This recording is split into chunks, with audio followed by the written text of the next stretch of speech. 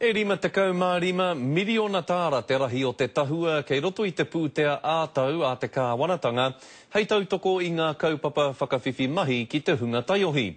Ko ia tā te Premier, tā John Key. Budget 2011 will include $55.2 million of over 4 years for our youth employment package. Nuku atu I te 2 miliona o tēnei hei tā te minita tari hiranga tangata a Paula Bennett. A tuari hia hei whakapakari ngā rangatahi ki te kimi mahi. You've got to get them ready to go into that job.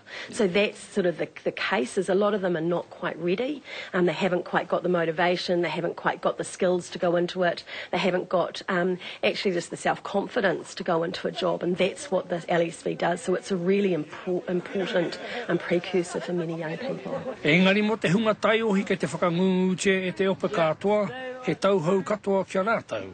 Engari, he pai. Kia ora ko haimuna naira tōku ingoa. No here toinga ahu. I think this course is a real good motivation for everyone out there. It teaches you self-discipline, self-respect. It's no point nā mahi I konei.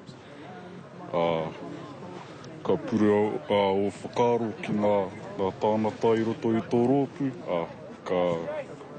Ka mahi ai rāta I roto I nā mahi o konei. Get some skills and training and become more fit and motivated and stuff. Hei tā tētahi o ngā kai ako roto I atu mā tauenga, kei te kite ai e te hua ka puta I tēnei kaupapa. Not saying that we turn all their lives around, but strategically 5 years down the track, these are future leaders of our country, so very rewarding job. Hei te kapinga o tēnei marama ka tū te pō whakanui mo ēnei akonga me o nā tau whānau. Joe Glenn, Te Karere.